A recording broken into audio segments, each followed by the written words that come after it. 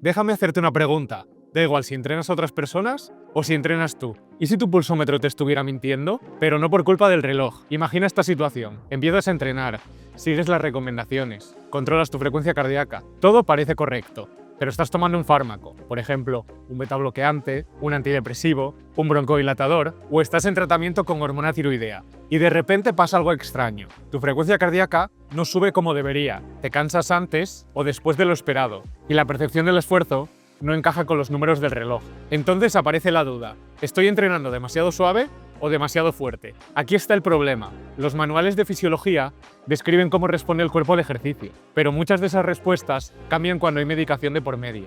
Si eres profesional, esto puede hacer que prescribas mal la intensidad, y si eres paciente, puede hacer que interpretes mal lo que está pasando en tu cuerpo, porque los medicamentos no solo actúan en reposo, también modifican la respuesta fisiológica al ejercicio, y si no los tienes en cuenta, puedes interpretar mal la intensidad, el riesgo y hasta la adaptación al entrenamiento. En este vídeo vamos a ver cómo interactúan algunos de los fármacos más frecuentes con el ejercicio y, sobre todo, qué significa eso cuando estás entrenando en la vida real. En la mayoría de manuales de fisiología del ejercicio, las respuestas al esfuerzo siguen un patrón bastante predecible. Aumenta la intensidad y el cuerpo responde. Sube la frecuencia cardíaca, sube la presión arterial, aumenta el consumo de oxígeno y el electrocardiograma cambia de forma esperada. Por supuesto, todo esto lleva a que la percepción del esfuerzo se correlacione con esa carga. Ese es el modelo, ese es el algoritmo. Es casi como si el cuerpo tuviera un acelerador. Cuanto más aprietas, es decir, cuando aplicas más intensidad, más responde el sistema cardiovascular. Pero ahora añade una variable más, la medicación. Muchos fármacos modifican variables clave de la respuesta al ejercicio. Pueden alterar la frecuencia cardíaca, la presión arterial, el comportamiento del electro, el VO2 y la capacidad de realizar ejercicio, e incluso, por supuesto, la percepción del esfuerzo. Y cuando eso ocurre, la fisiología deja de comportarse exactamente como en el libro. Te pongo una pregunta que resume todo este problema. ¿Qué pasa si el motor está funcionando, pero el marcador del coche ya no refleja lo que ocurre dentro? Eso es exactamente lo que ocurre cuando entrenamos bajo ciertos tratamientos farmacológicos. El organismo sigue trabajando, pero algunas de las señales que usamos para interpretar la intensidad cambian. Y aquí está la frase clave de este vídeo. El algoritmo funciona, pero los fármacos cambian la respuesta. No significa que el ejercicio deje de ser seguro, significa que la interpretación debe ajustarse, porque cuando la fisiología está modulada farmacológicamente, la intensidad no siempre se mide igual y el riesgo no siempre se interpreta igual, y también cambia la forma en la que debemos prescribir ejercicio. Si hay un grupo de medicamentos que cambian claramente la respuesta al ejercicio, son los fármacos cardiovasculares. Y tiene bastante lógica, porque actúan exactamente sobre las variables que usamos para medir la intensidad de entrenamiento, la frecuencia cardíaca, la presión arterial y la respuesta del sistema cardiovascular al esfuerzo. Es decir, modifica los mismos indicadores que utilizamos para saber si estamos entrenando fuerte o suave. Vamos a ver algunos ejemplos. El primer grupo son los betabloqueantes. Los conocemos como bisoprolol, carvedilol, atenolol. Este es probablemente el caso más conocido. Los betabloqueantes hacen algo muy concreto. Reducen la frecuencia cardíaca, en reposo y también durante el ejercicio. Reducen la presión arterial y limitan la capacidad del corazón para acelerar durante el esfuerzo. Dicho de forma sencilla, el corazón responde de forma más contenida al ejercicio. Ahora piensa en algo muy común en entrenamiento. Muchos programas utilizan la frecuencia cardíaca para prescribir intensidad. Por ejemplo, trabajar al 70% de la frecuencia cardíaca máxima. Pero si la persona está tomando betabloqueantes, esa referencia puede dejar de ser fiable. Puede estar trabajando a intensidad moderada y su pulso no subir como esperarías. Y aquí aparece un problema muy frecuente. El profesional puede pensar, está entrenando demasiado suave, y el paciente puede pensar, no llego a la zona, cuando en realidad sí está entrenando correctamente. Además, en personas con enfermedad coronaria, los betabloqueantes pueden incluso mejorar la tolerancia al ejercicio porque reducen la demanda de oxígeno del corazón. Así que no son malos para entrenar, simplemente cambian cómo interpretamos la intensidad. En la práctica, la frecuencia cardíaca no debería ser la única referencia. Conviene combinarla con percepción del esfuerzo y con síntomas. Segundo grupo, los IECA y los ARA2, como por ejemplo, en el caso de los IECAs, enalapril, lisinopril, perindopril. En el caso de los ARA2, todos los medicamentos que acaban en sartán, como por ejemplo losartán, valsartán, olmesartán o telmisartán. Son otro grupo muy frecuente y, como todos conocéis, se utilizan para controlar la presión arterial. Su efecto principal reduce la presión arterial tanto en reposo como durante el ejercicio. En cuanto al rendimiento, el efecto suele ser variable. En algunas personas, como por ejemplo pacientes con insuficiencia cardíaca, pueden incluso mejorar la tolerancia al ejercicio. Pero aquí aparece algo que sí vemos en la práctica. Después del ejercicio, puede producirse hipotensión postesfuerzo, es decir, una bajada de tensión al terminar la sesión. sobre todo si el ejercicio ha sido intenso y se detiene de forma brusca. Pero aquí la recomendación es muy sencilla: cuidar el enfriamiento, evitar levantarse bruscamente y prestar atención a síntomas como mareo e inestabilidad. Tercer grupo. Este es el grupo de los bloqueadores de canales de calcio, también conocidos como calcioantagonistas. Es un grupo muy diverso, con fármacos como amlodipino, nifedipino, verapamilo o diltiazem. En este grupo, la respuesta es más variable. Algunos fármacos modifican principalmente la frecuencia cardíaca, otros actúan más sobre la presión arterial, y dependiendo del tipo de medicamento, la respuesta al ejercicio puede cambiar de diferentes formas. A veces se observa presión arterial más baja durante el ejercicio, cambios en la respuesta del pulso o efectos variables en la capacidad aeróbica. Por eso, aquí el objetivo no es memorizar cada efecto concreto. El mensaje importante es otro: la respuesta cardiovascular puede no comportarse igual que en una persona sin medicación. Y esto nos devuelve al mensaje central del vídeo. Si eres profesional, no puedes interpretar la frecuencia cardíaca sin conocer la medicación.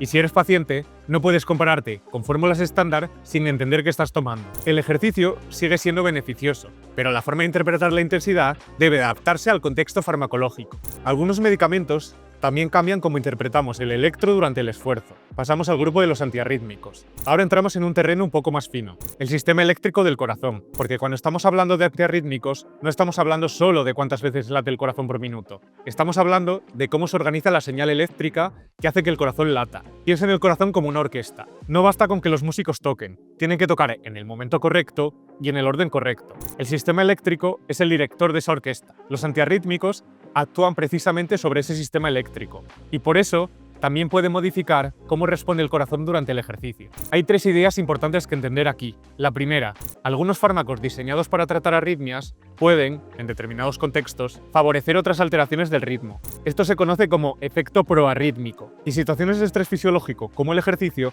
pueden facilitar que estas alteraciones aparezcan. Eso no significa que el ejercicio esté prohibido, significa que la progresión y la monitorización deben hacerse con más cuidado. Segunda idea sobre este tipo de fármacos: también pueden cambiar cómo se ve el electrocardiograma. Los antiarrítmicos modifican el comportamiento eléctrico del corazón, y eso puede reflejarse en nuestro electro. Pueden aparecer cambios en los intervalos del electro, en la conducción eléctrica o en el ritmo cardíaco. Por eso, cuando un profesional interpreta un electro durante una prueba de esfuerzo, tiene que tener en cuenta la medicación del paciente, porque no todos los cambios que aparecen en el electro significan que haya surgido un problema nuevo. A veces, simplemente son efecto del fármaco. Tercera idea, y la más importante sobre este grupo de fármacos: el contexto importa más que el hallazgo aislado. Y esta es la idea realmente importante. No todo cambio en el electro durante el ejercicio significa que algo vaya mal. Lo que importa es el contexto completo. Por ejemplo, cuál es la historia clínica, qué medicación está tomando la persona y a qué intensidad se está realizando el esfuerzo. Y aquí volvemos a la idea central de todo este vídeo. La fisiología del ejercicio sigue un patrón bastante claro, pero los fármacos pueden modificar ese patrón, y si no tenemos en cuenta la medicación, podemos interpretar mal lo que estamos viendo. Pero los medicamentos que influyen en la respuesta al ejercicio no solo actúan sobre el corazón. Algunos también cambian cómo respiras durante el esfuerzo.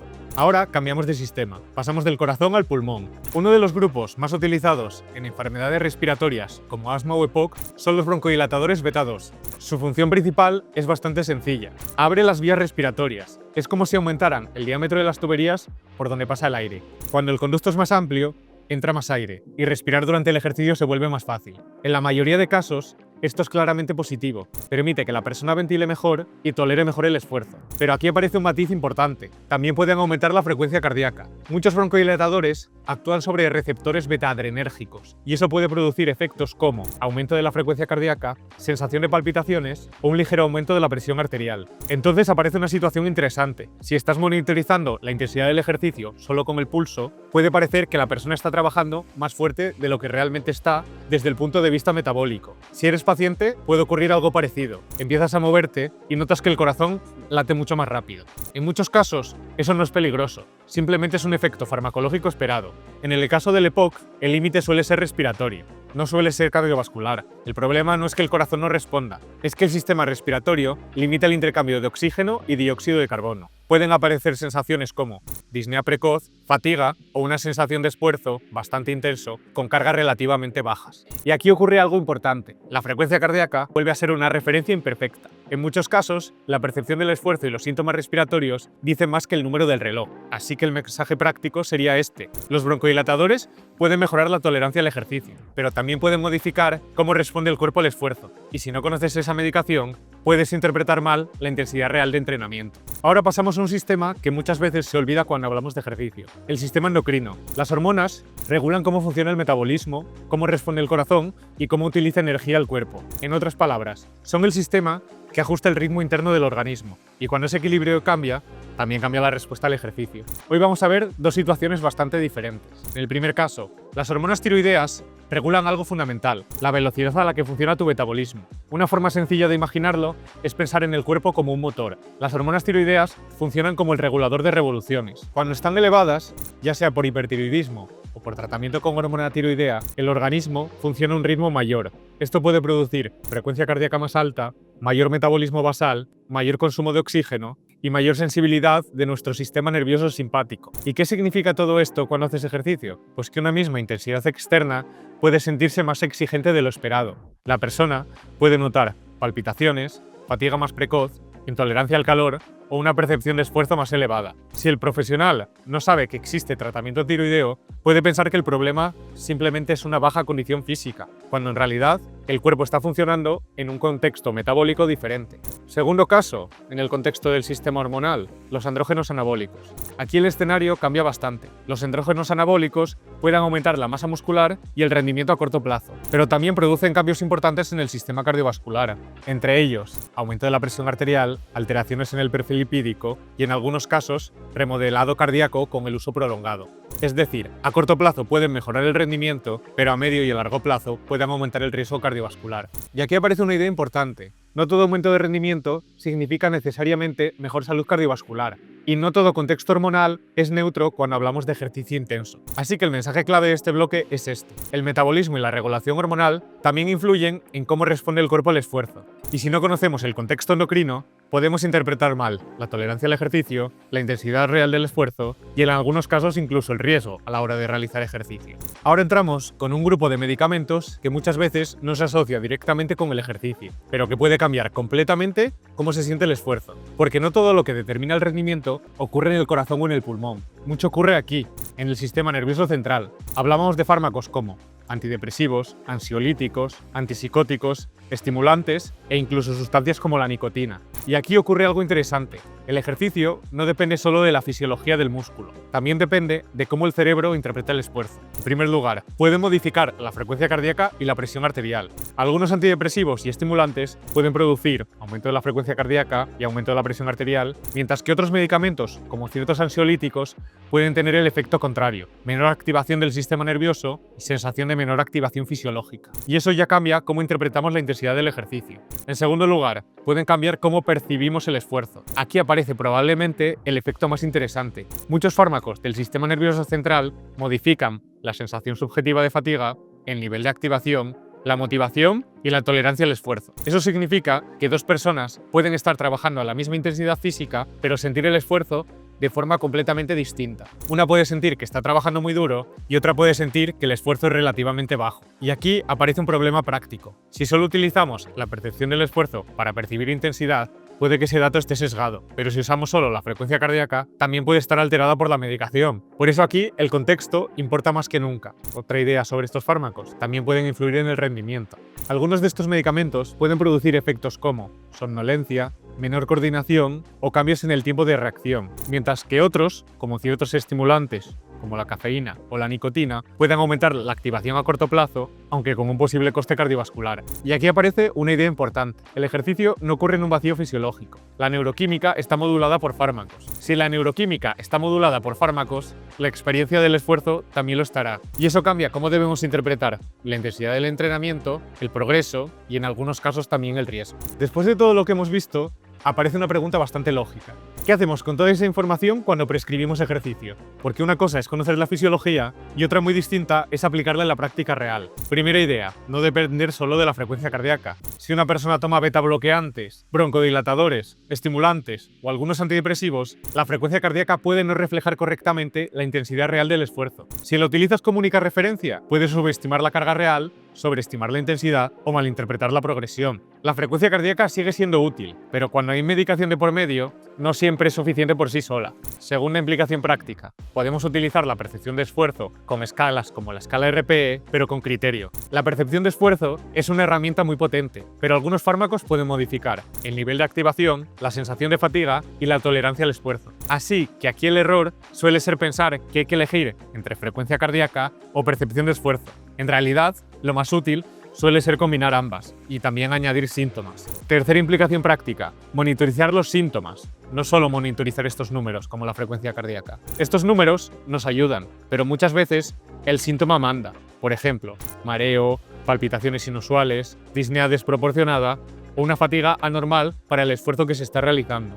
Los datos nos orientan, pero los síntomas contextualizan todo. Cuarta implicación práctica, ajustar la progresión. Cuando hay medicación de por medio, la progresión debe ser todavía más gradual, porque la respuesta fisiológica puede estar modulada. Si aumentamos la intensidad demasiado rápido, pueden aparecer situaciones como hipotensión postesfuerzo o fatiga excesiva. Una progresión bien planificada protege tanto el rendimiento como la seguridad. Quinta implicación práctica, pues tener en cuenta el horario de la medicación. El momento en el que se toma el fármaco también importa. No es lo mismo entrenar justo después de tomar un antihipertensivo que varias horas más tarde. Tampoco es lo mismo usar un broncodilatador antes del ejercicio que no hacerlo. El timing farmacológico forma parte del contexto de la sesión. Sexta implicación práctica, pues debemos individualizar más que nunca. Cuando hay medicación de por medio, las plantillas estándar funcionan peor. No puedes aplicar simplemente fórmulas como 220 menos la edad para la frecuencia cardíaca máxima. No puedes utilizar zonas genéricas y no puedes hacer estas cosas sin conocer el contexto clínico. Y aquí va la frase que resume todo este vídeo. El medicamento forma parte del contexto fisiológico. No es una nota al pie, tampoco es un detalle administrativo. Es una variable que modifica la respuesta al esfuerzo. Por eso, si eres profesional, pregunta siempre por la medicación. Y si eres paciente, informa siempre de lo que tomas, porque el ejercicio sigue siendo una herramienta terapéutica muy potente, pero solo cuando se interpreta dentro de su contexto real. Para acabar, tengo curiosidad por algo. Si trabajas con personas que toman medicación, ¿te ha pasado alguna vez que la frecuencia cardíaca no encaje con la intensidad real de ejercicio? Te leo en comentarios y nos vemos en el próximo vídeo.